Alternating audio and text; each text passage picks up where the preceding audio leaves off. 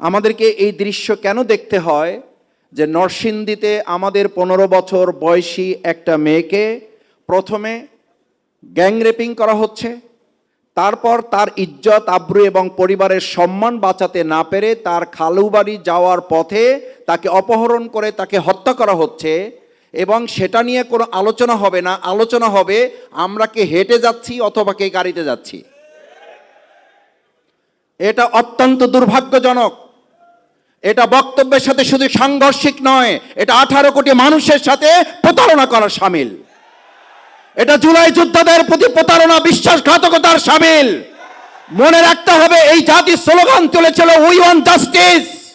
যদি সেই ন্যায়পরায়ণতা থেকে বিরোধী দল কিংবা সরকার কেউ ভুলে যায়, তাহলে ওই জুলাই যোদ্ধা যারা একটা গুলি করলে একটা সরে, বাকিগুলো সরে না, তারা বেঁচে আছে, আবার 5ই আগস্টের জন্য রাস্তায় তারা নেমে আসবে।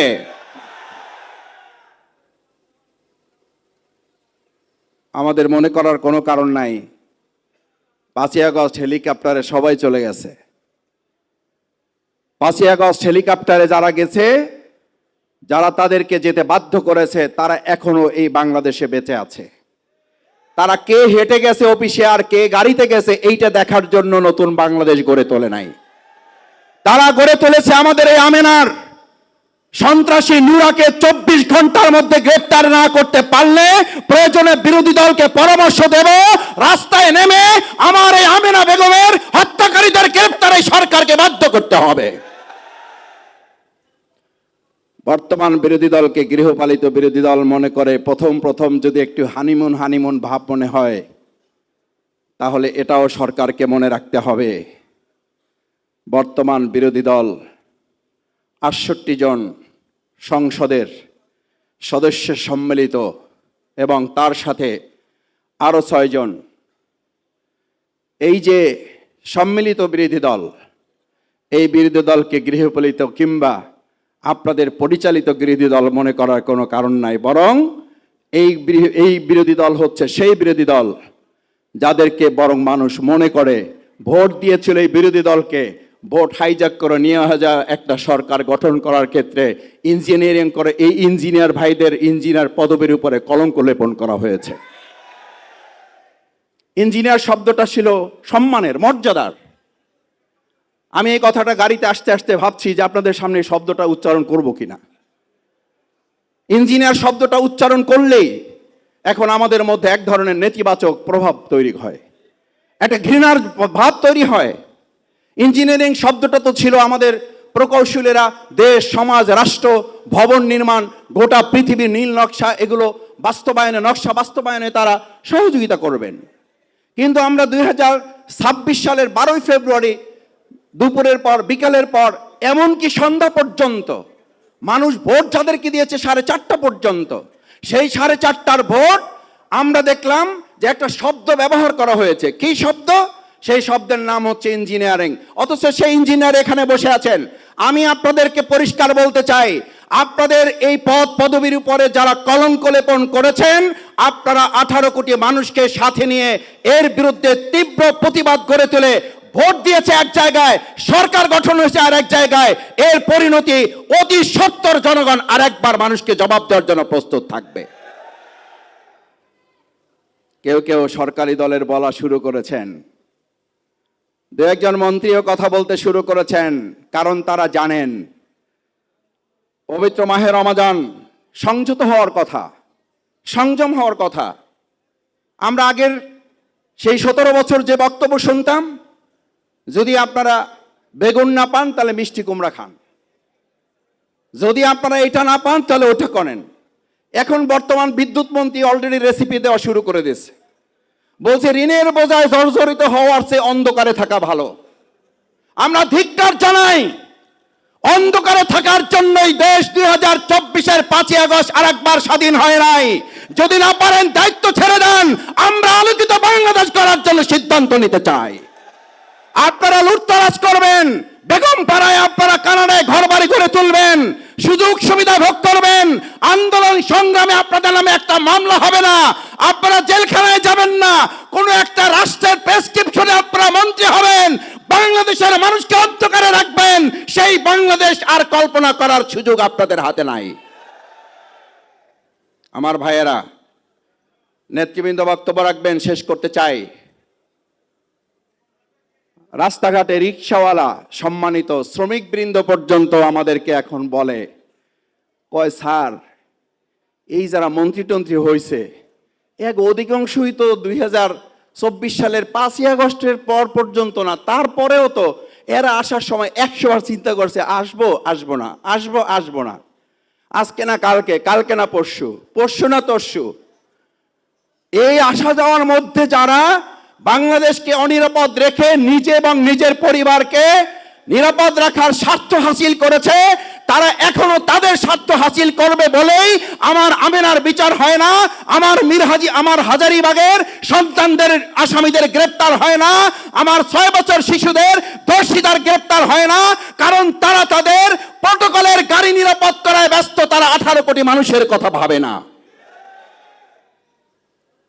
আমার প্রকৌশলী ভাই এবং বোনেরা, আসুন, আমাদের এই বাংলাদেশকে সম্ভবত মনে হচ্ছে জনগণ বলতে শুরু করেছে আর একবার স্বাধীন করার জন্য হয়তো আবার আমাদেরকে রাজপথে নামতে হবে। তবে আমরা একটা কথা বলতে চাই, সকাল বিকাল দুপুর, আবার দুপুর সকাল সন্ধ্যা, এইভাবে আন্দোলন এবার হবে না। এবার আন্দোলন হবে 5ই আগস্ট সকাল থেকে আবার শুরু হবে, সকাল গড়িয়ে দুপুর যাবে না, দুপুরের আগে একটা পরিবর্তনের লক্ষ্যে ছাত্র জনতা এবং জনগণ রাজপথে নেমে গেলে তাদেরকে সামলাতে পারবেন না। তাই আসুন, আমরা পরিষ্কার বলতে চাই, দেশকে সুন্দরভাবে পরিচালনা করুন। রমজান সংযমের মাস, কথাবার্তায় সংযমী হন, কাজের ক্ষেত্রে সংযমী হন, দেশের নাগরিকদের প্রতি সংযত আচরণ করুন এবং মানুষের মর্যাদা সমুন্নত রেখে যে বৈষম্য মুক্ত একটা বাংলাদেশ আমরা গড়ে তুলতে চেয়েছিলাম, আমাদের সন্তানরা যে জন্য জীবন দিয়েছে, আমাদের ভাইয়েরা যে জন্য জীবন দিয়েছে, আমাদের নেতৃবৃন্দ হাসতে হাসতে ফাঁসির মঞ্চে গিয়েছে, সেই বাংলাদেশের বিপরীত কোনো চিত্র দেখলে আবার এদেশের মানুষ একতাবদ্ধ হয়ে রাজপথে নামবে, তাতে কোনো সন্দেহ নেই।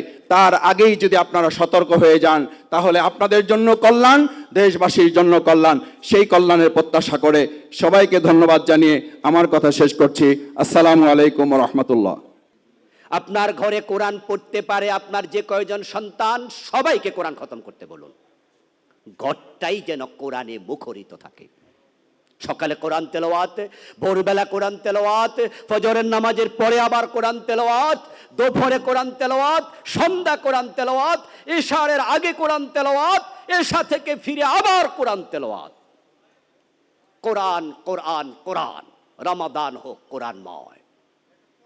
যদি কোরআনের সাথে সম্পর্ক বাড়াতে পারেন, কোরআন আপনাকে জান্নাত পর্যন্ত টেনে নিয়ে যাবে। আমরা কোরআনের আন্দোলন করি। আমার সামনে যারা আছেন জানি না সকলে কোরআন তেলাওয়াত বিশুদ্ধ কিনা। যারা মাদ্রাসায় পড়ার সুযোগ পায়নি, আপনারা যারা পাননি, আপনাদের অধিকাংশের কোরআন তেলাওয়াতে একটু সমস্যা হতে পারে। এজন্য আপনাদের কাছে আমার বিনীত অনুরোধ থাকবে, অবশ্যই আপনি কোরআন খতম শুরু করার আগে আপনার তেলাওয়াত একজন ভালো কারি অথবা হাফেজকে শুনিয়ে সার্টিফিকেট নেবেন। কারণ কোরআন তেলাওয়াত করা যেমন ফরজ, কোরআন বিশুদ্ধ তেলাওয়াত করাও ফরজ। যদি কোরআন 100% বিশুদ্ধ না হয়, আপনার লাহানে জালি হয়, তাহলে আপনার জন্য কোরআন খতম করার উদ্দেশ্যে তেলাওয়াত করা জায়েজ নাই। قال رسول الله صلى الله عليه وسلم رب قارئ للقرآن والقرآن يلعنه। নবীজি বলছেন, কোরআনের কিছু পাঠক আছে, কোরআন যাদেরকে লানত করে, বদদোয়া দেয়। এজন্য কোরআনের প্রথম দাবি হচ্ছে বিশুদ্ধ তেলাওয়াত, তারপরে বিশুদ্ধ হলে খতম, ব্যাখ্যা, তাফসীর, অর্থ ভালো করে পড়বেন। রমাদান এসেছে, চলে যাচ্ছে। রমাদানে 30 দিনে 150 ওয়াক্ত নামাজ, এক ওয়াক্ত নামাজ যেন জামাতবিহীন পড়া না হয়। 9 দিন চলে যাচ্ছে, আজকে আর 3 ওয়াক্ত নামাজ বাকি আছে, আসর, মাগরিব, এশা। তাহলে 42 ওয়াক্ত নামাজ অলরেডি চলে গেছে। আমি আশা করি এই 42 ওয়াক্তই জামাতের সাথে হয়েছে, এমন সংখ্যক লোকই এখানে বেশি। কিন্তু আমার কথার বাহিরে যারা পড়ে গেছেন, রমাদান প্রোডাক্টিভ হয়েছে বলার সুযোগ নেই। রমাদানের 150 ওয়াক্ত নামাজ 150-র মাঝে 149 নয়, 150 মানে 150 ওয়াক্ত জামাতের সাথে হবে। যদি হয় রমাদান প্রোডাক্টিভ হয়েছে। রমাদানের প্রতিদিন কিছু না কিছু সাদাকা করার অভ্যাস তৈরি করিতেই হবে। এটাকে নফল মনে করবেন না। ইসলাম করেছে নফল, আর আপনি বলুন যে এই কাজটা আমি আমার জন্য আবশ্যক করে নিলাম। প্রতিদিন 10, 20, 50, 100, 500, 1000 আরো বেশি, আল্লাহ যতটুকু যাকে তৌফিক দিয়েছে রমাদান উপলক্ষে 2 হাত উজাড় করে দিন, তাহলে রমাদান সফল হচ্ছে বোঝা যাবে। কান নবী সাল্লাল্লাহু আলাইহি ওয়াসাল্লাম আজওয়াদান নাস ওয়া কানা আজওয়াদা في رمضان حين يلقاه جبريل وكان أجود من الريح المرسل رواه مسلم। নবীজি সাল্লাল্লাহু আলাইহি ওয়াসাল্লাম ছিলেন সবচেয়ে বেশি দানশীল মানুষ। রমাদান যখন আসতো তার বদান্যতা বহু গুণ বেড়ে যেত। রাবি বলছেন প্রবাহিত বাতাস যেমন সকল মানুষকে ছুঁয়ে যায়, নবীজির দান যে চাইতো না সকল মানুষকে ছুঁয়ে যেত। এই জন্য রমাদানে যত বেশি পারা যায় দান, সাদাকা, যাকাত দিতে থাকুন। যদি অভ্যাসটা তৈরি হয়ে যায়, যাদের অলরেডি 9 দিনে তৈরি হয়েছে, বুঝে নেবেন আপনার রমাদান সফল হচ্ছে। রমাদানের বাহিরে তাহাজ্জুদ সকলে পড়ার অভ্যাস নাই, সময় পাওয়া যায় না, ওঠা যায় না, কিন্তু রমাদানের সেহরিতে উঠতেই হয়। এই জন্য 20 মিনিট আগে, 15 মিনিট আগে, আধা ঘন্টা আগে বা তারও আগে ওঠার চেষ্টা করুন। আমি আমাদের দায়িত্বশীলদের মাঝে যারা জীবিত আছেন তাদের কথা বলছি। মৃত দায়িত্বশীল প্রফেসর গোলাম আজম, আল্লামা সাইদি রাহমাহুল্লাহ সহ অনেকের কথা শুনেছি, ওদের কথা নয়, জীবিত দায়িত্বশীলদের নাম বললাম না। একজন আমার কাছে এখন উপস্থিত আছেন, বিগত স্বৈরাচার সরকারের আমলে একজনের বাসায় তিনি সম্ভবত 1 মাসের বেশি ছিলেন। ও ভাইয়ের সাথে আমার দেখা হয়েছিল সম্ভবত গত রমাদানে ওমরার সফরে।